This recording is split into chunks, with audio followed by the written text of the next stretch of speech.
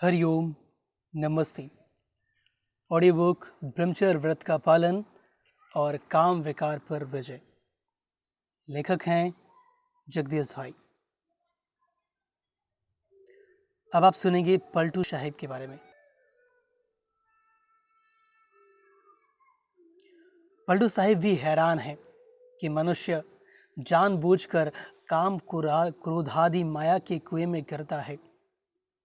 वे कहते हैं कि यदि मनुष्य माया से ठगे जाने की बजाय इस एक काम विकार को ठग दे और एक प्रभु से प्रीति करे तो वह सच्चा ईश्वर भक्त बन जाएगा। जानी बूझी कुआं परे, पलटू चले न देख, मन माया में मिल गया, मारा गया विवेक। माया ठगनी जग ठगा, एक ठगा न खोए, पलटू एक ही सो ठगे तो साचा भक्ता होए। पलटू साहिब काम की निंदा करते करते नारी शब्द का प्रयोग कर गए। भाव उनका यही है कि संभोग बुरी चीज है। वे कहते हैं कि मनुष्य को संसार में इंद्रिय जीत होकर कर्म करना चाहिए। खरबूजा संसार है, नारी छुरी बेन, पलटू पंजा शेर का, यो नारी का नैन। इंद्रजीत कारज करे, जगत सरा है भोग, जैसे वर्षा शिखर पर, नहीं भींजवे जोग। पलटू पलटू क्या करे, मन को डारे धोए, काम क्रोध को मारी गए, सोई पलटू होए। परंतु प्रश्न उठता है कि यह काम क्रोध आदि मन से जाएंगे कैसे। इनके लिए पलटू साहिब कहते हैं, जब मनुष्य जग को नासवान जानते हुए इसके सुखों को क्षण भंकुर मानते हुए तथा विषय विकार को अंते दुखदायक मानते हुए जग की आशाओं को छोड़ेगा, तभी वह इन विकारों से छूटेगा। छोड़े जग की आस को, काम क्रोध मिट जाए, पलटू ऐसे दास को देखत लोग डराए। अब देखिए संत मलुकदास जी क्या कहते हैं। संत मलुकदास जी कहते हैं कि जिसने काम विकार को जीतकर प्रभु प्रेम नहीं किया, उनके नैनों में छाले पड़े हैं। प्रेम नेम जिन ना कियो, जीतो ना ही मैन, अलख पुरुष जिन ना लख्यो, छार परो तही नैन। मलुकदास जी काम विकार को अमल अर्थात नशा मानते हुए कहते हैं कि इस कलिकाल में सारा संसार इस नशे में पड़ा हुआ है। परंतु मलुकदास जी भी काम विकार की निंदा करते करते नारी शब्द का प्रयोग कर बैठे हैं। वे कहते हैं कि मनुष्य केवल एक परब्रह्म परमेश्वर ही की शरण लेने से इस महाविकार से छूट सकता है। नारी ना ही निहारिये, करे नैन की चोट, कोई एक हरजन उबरे, पार ब्रह्म की ओट। नारी घोटी अमल की, अमली सब संसार, कोई ऐसा सूफी ना मिला जो संग उतरे पार।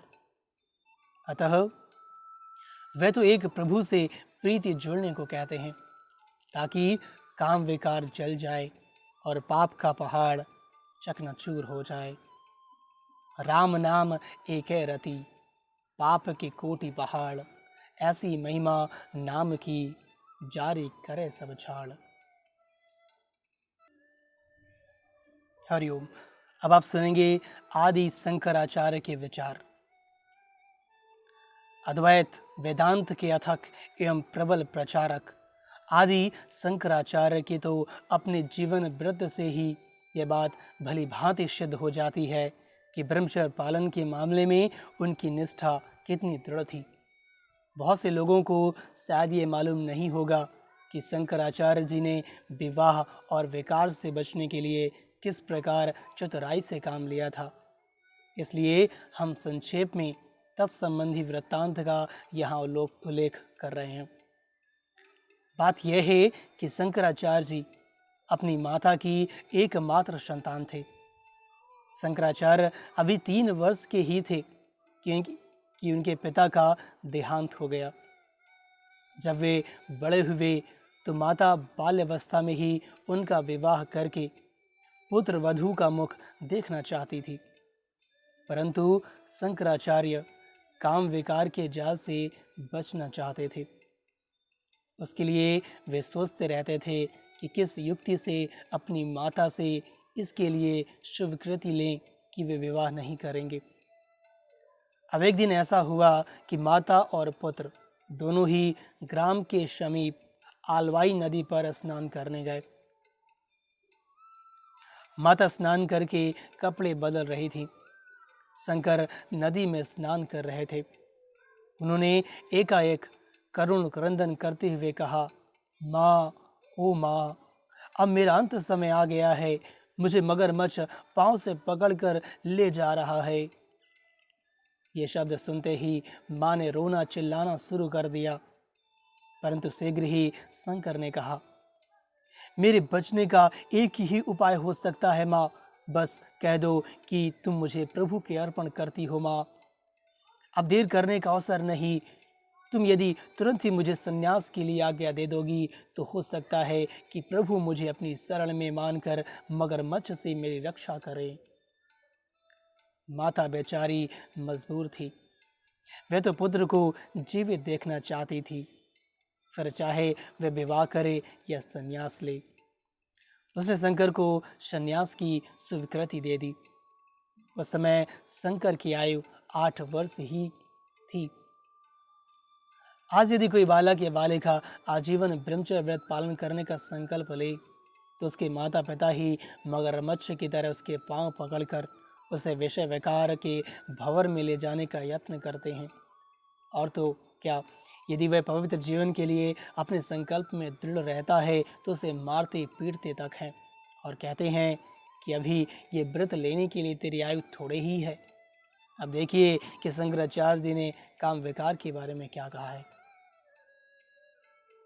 कामाह क्रोधो लोभ दंबद्य असूया अहंकार ईर्षा मत्स्याद्यास्तु धोराह धर्मा एतम राजसः पुम प्रवृत्ति यस्मा देशा तद्रजो बंध हेतु।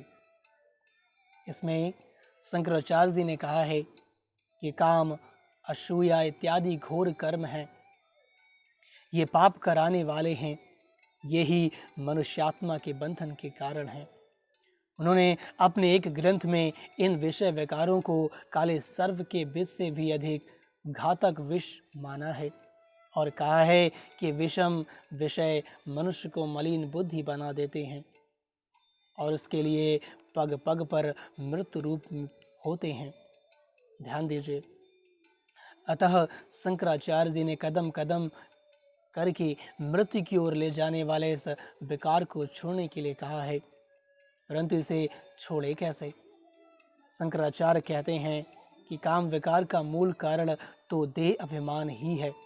अतः देह अभिमान को छोड़कर आत्मनिश्चय सोल कॉन्शियस बनो, उनके वचन हैं।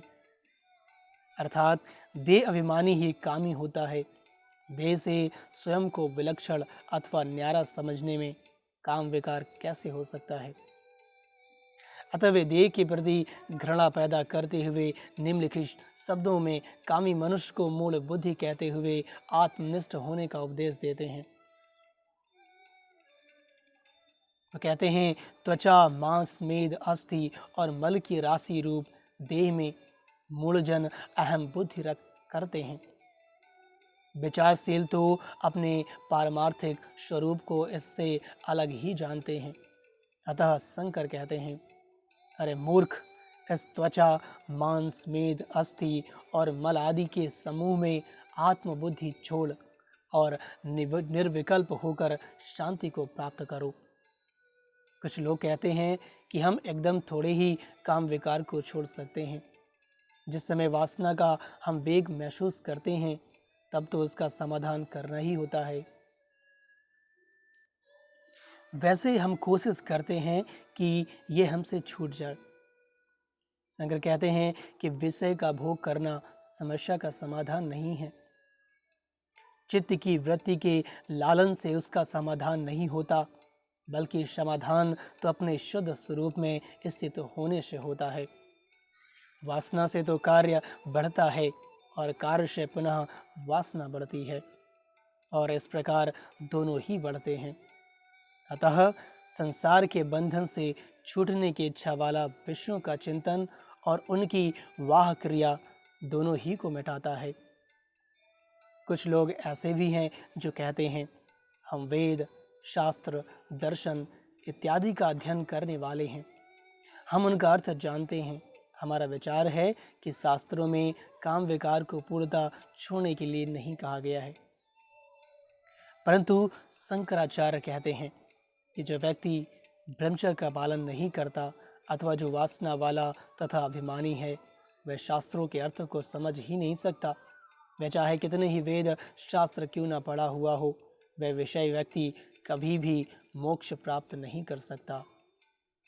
वे कहते हैं, तमोगुण या वासना से ग्रस्त हुआ मनुष्य यदि बुद्धिमान, विद्वान, चतुर और शास्त्र के अत्यंत सूक्ष्म अर्थों को देखने वाला भी हो तो भी वह नाना प्रकार से समझाने पर भी अच्छी तरह नहीं समझता।